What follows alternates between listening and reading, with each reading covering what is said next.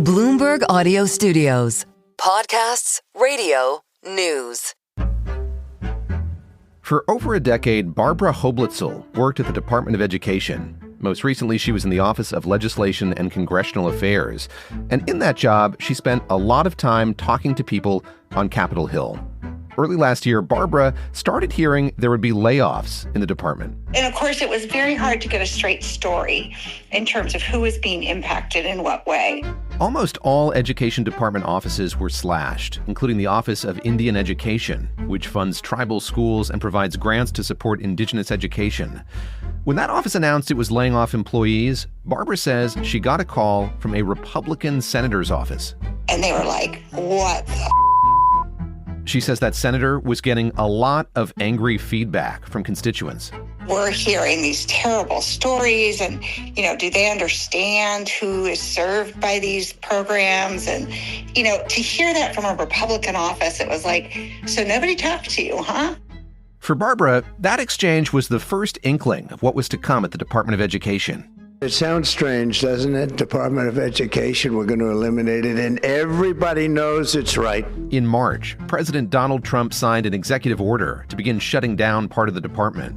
And in the first year of his second term, his administration cut the department's workforce by 40%, with the stated goal of making the department obsolete, which concerns people like Barbara. That impacts students, it impacts faculty, it impacts staff, it impacts the nation across all education. And I don't think there's a real appreciation for just how much these programs touch individual lives.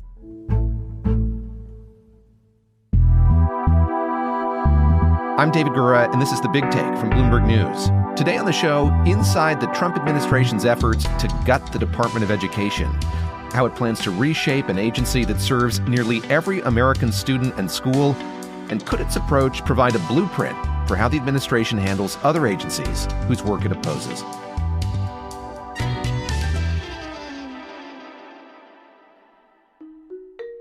The Department of Education is housed in a sprawling building just off the National Mall. Back in September, Liam Knox, an education reporter for Bloomberg, paid it a visit. Walking through the halls there, it's a very quiet place right now. There's a lot of empty cubicles and offices without name placards outside the door. Signs of massive reduction. It's viscerally apparent when you step inside the building. State and local offices have primary control over curricula, educational priorities, and the vast majority of school funding. But the federal Department of Education has a few main tasks, like making sure programs that receive its funding comply with civil rights laws, investigating complaints, and increasing access to education. And then, of course, its primary responsibility is being a bank for the massive student loan portfolio that they manage. When Congress created the Federal Department of Education in 1979, there was no single department that oversaw all of this. And the decades leading up to then were a busy time for American education policy. The point was to consolidate a whole raft of federal programs that had been created during a pretty turbulent historical period for federal involvement in education.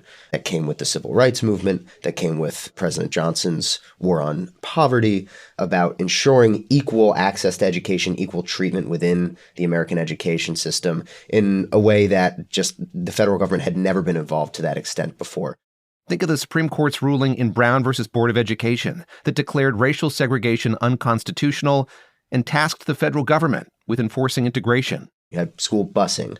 You had all sorts of new federal aid programs, Pell, and other grant programs to support students and schools that were disproportionately underfunded. In 1979, President Carter pressed Congress to establish a Department of Education to put all those programs in a new cabinet-level home. This was a divisive political move at the time. Ronald Reagan campaigned in part on taking it apart right away. It was seen as, another example of federal bureaucratic overreach into local decision-making about what students go to what schools, and there was a lot of saber-rattling about the encroachment there. That saber-rattling continued for decades. The heart of the argument was a common Republican refrain that the federal government's size and influence should shrink to empower local districts and state governments. But only Congress can fully dissolve a cabinet-level agency, so the executive branch can't do away with the department on its own. But it can make cuts, big cuts. At its peak, when Carter created it, it was over 6,000 employees. Reagan cut it down substantially in its first couple of years to around 4,500 employees, which is where it maintained a relatively stable level. I think it went down to the high 3,000s under Trump's first term. Biden staffed it up again.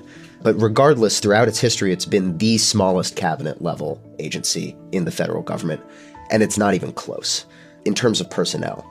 In terms of budget and funding, a lot of that money is distributed in grants to school districts. It's distributed through organizations that work with students on the ground. Obviously, the biggest piece of the education department is the student loan portfolio, which is about $1.7 trillion. But this is not money that is put into the bureaucracy of the education department. It's money to be distributed out throughout the country. When you look at the actual education department's budget and personnel, it's in fact about as small as a federal agency can get.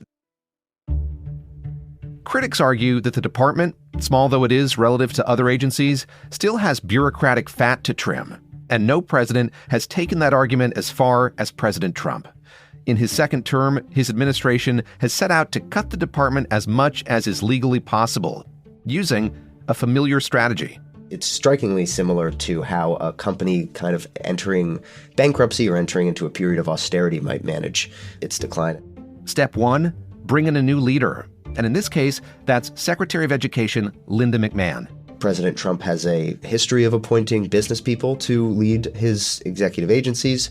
Linda McMahon has some education experience. She was on the Connecticut school board for about a year, but largely she's a businesswoman. She ran his small business administration during the first term, obviously the former CEO of World Wrestling Entertainment, and oversaw 2 decades of pretty tremendous growth, as well as lots of acquisitions and mergers and consolidations in that industry as it changed rapidly. And in my discussions with senior officials at the department, it's clear that business experience is what is guiding her as she moves toward what she's called her final mission, putting herself and her staff out of a job. The president made it very clear when he hired me to do this job that he wanted me to be the last Secretary of Education. The formal dismantling of the department came almost immediately after Secretary McMahon was confirmed by the Senate. About a week later, she sent out reduction of force notices to nearly half of the department's staff, over 1,300 people, and continued cutting the staff in other ways, early retirement, buyout offers, voluntary, severance packages, deferred resignation offers, and then the obvious kind of attrition that can come with the chaos and the precarity of a department that, if your boss says it's time to shut down, then maybe for good reason you're thinking, oh, maybe it's time for me to leave. Over 600 employees have taken voluntary buyouts or chosen to retire early, including Barbara Hoblitzel, who handed in her resignation in April. As a career staffer, your job is to help the administration, whomever it is, advance their agenda. And there were just elements of the agenda of this administration that I felt I couldn't in good conscience advance. Linda McMahon, the education secretary, her slogan for dismantling the department is returning education to the states. Education is local. It should be overseen locally by those who best know local needs. Some people say that is exactly what they're doing and should be doing. Others say it's a bit of a euphemism. The truth is, local school districts, state governments are responsible for the vast majority of funding, decision-making, and governance at schools, at universities. And so when they say that they want to return education to the states, there's an extent to which it's already there. But I think the argument is that even those grant programs, even that money that is at the federal government is, when it's managed from on high, from D.C., it's managed poorly. That would be what Trump administration officials would say. I think a lot of us are familiar with this product that the Heritage Foundation, this conservative think tank, put out now a couple of years ago, Project 2025. The president has tried to disavow himself from it. But when you thumb through that document and look at what was written about the future of the Department of Education? How much of what's in there has come to pass here in the second term of President Trump's administration? Quite a lot of it. There's good reason for that. Lindsey Burke, who wrote the section on education in Project 2025, is a senior policy advisor to McMahon at the department. The three-step plan broadly outlined in the Heritage Foundation's Project 2025 is being followed fairly closely by the administration. It starts with sweeping layoffs. We saw those last year. There's a lot of indicators to say that we will see more to come this year. The next step is to take the pieces of the department that they want to preserve and moving them into other federal agencies. Like moving programs for students with special needs to Health and Human Services, or career training to the Department of Labor, moving the $1.7 trillion student loan portfolio to the Treasury Department. That's a big move that they are still in planning mode on, but that is their goal by the end of this. They've already started to move huge chunks of funding from the offices of post-secondary and elementary education into the Department of Labor. There's a real kind of idea both in Project 2025 and in the Trump administration that managing education and outcomes should be a lot more tied to employment, to the workforce, to the economy, and less just about education as a more abstract goal. As more programs and staff shift to other federal agencies, the Education Department will continue to shrink until it's small enough to potentially disappear altogether. The final step in Project 2025 is to, take whatever's left and basically to convince Congress to axe the whole thing. So how smoothly has the rollout of that plan gone? And what would it mean for the U.S. if there isn't a Department of Education? That's next.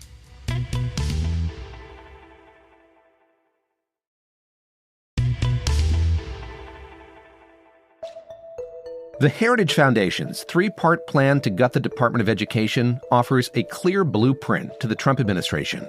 But Bloomberg's Liam Knox says actually implementing that plan has come with challenges, starting with those mass layoffs. There have been a number of court cases challenging these reductions in force. Some of them have been allowed to proceed. Others have been overturned. There were 260 employees at the Office for Civil Rights who were fired last March and then placed on paid administrative leave pending a court case over the legality of their dismissal because they fulfilled sort of congressionally mandated roles, because of the way that it was carried out specifically. There's a process, and often it takes a lot longer than a couple of weeks. And those employees were kind of sitting in limbo for most of 2025. Until last month, when the department reinstated them. And so they're all back and working at the department now. It's not to say they won't be laid off again in the near future, or that those firings are not the goal of the department eventually, but they've had a lot of hiccups and it's cost them a lot of money. There was a recent Government Accountability Office report that put the cost of having all of those employees not working but being paid, receiving benefits, at anywhere from $28 to $38 million last year. For people who rely on programs or grants that used to fall under the Education Department, all that shuffling to new agencies has created new challenges. Some of these offices that manage tens of thousands of grant programs have been slashed by, 50, 80% even. That makes it a lot harder to be responsive to school districts that have questions, that have concerns, that are advocating for themselves maybe, that are applying for new grants. The staff that I've spoken to say, it's not that there has been, a stanching off of the flow of federal money into school districts or into organizations that help students, but rather that the kind of turbulence of it all has made it difficult for grantees, for school leaders to deal with, and especially for students and families. One employee told Liam that grantees have been hesitant to reach out with questions or to raise problems for fear of attracting the administration's attention and putting their programs at risk. And all these changes, all that makes it difficult for the existing infrastructure and the department's staff to serve the communities that rely on them. Nowhere is that more true than at the Office for Civil Rights, where the Education Department's remit, which is to investigate and resolve complaints about discrimination, harassment, things that really affect students' ability to get a good quality education, the rate at which those are being taken up and being resolved is lower than ever. During the first year of Trump's presidency, only 2 racial harassment complaints were resolved.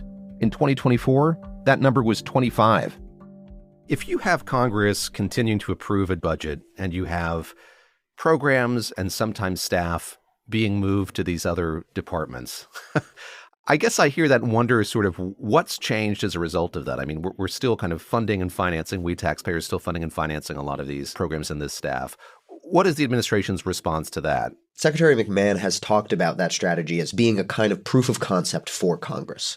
A lot of Republicans in Congress are nervous about the idea of eliminating the Education Department completely. It does not have the support that the administration would need to get it done legislatively as they have to.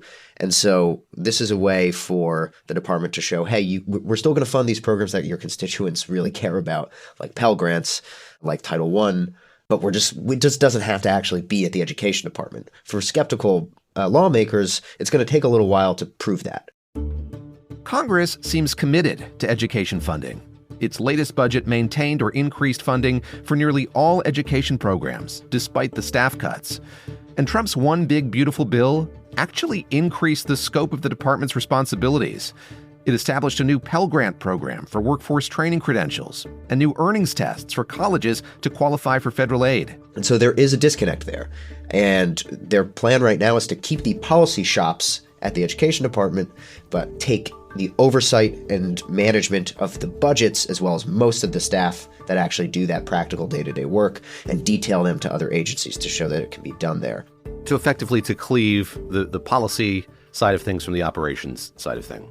Yes, I don't think they would use the word cleave, but a lot of their critics certainly would, and would say that once you move a program into a different office, into a totally different department, one of the goals of having all of these programs consolidated under an education department is that their success would be measured in terms of educational outcomes, educational access by people who are experts in education policy and not by departments where the policy goals are different. At the Department of Labor, the policy goals are very different than the Department of Education. At the Treasury Department running the student loan portfolio, there might be a lot that changes in terms of the perspective with which that's run. It's run more like an actual bank. So yes, that cleavage, I think, is concerning some people. The administration would say that it shouldn't make a difference. The Trump administration is not currently seeking to eliminate any other cabinet-level agencies. But Liam says the playbook it's used with the Department of Education could be replicated on other parts of the federal government the administration doesn't support. For example, like the Consumer Finance Protection Bureau, which Russ Vought, Trump's kind of czar of management and budget at the executive agencies, has argued for defunding completely.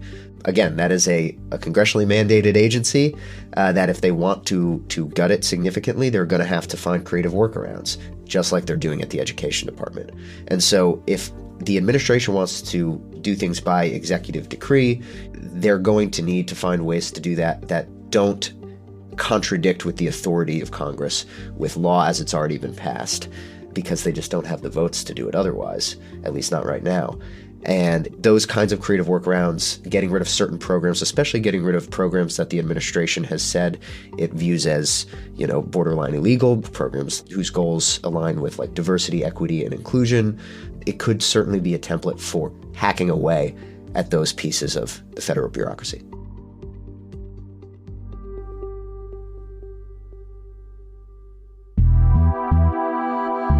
This is The Big Take from Bloomberg News. I'm David Gura. To get more from The Big Take and unlimited access to all of Bloomberg.com, subscribe today at Bloomberg.com/podcast offer.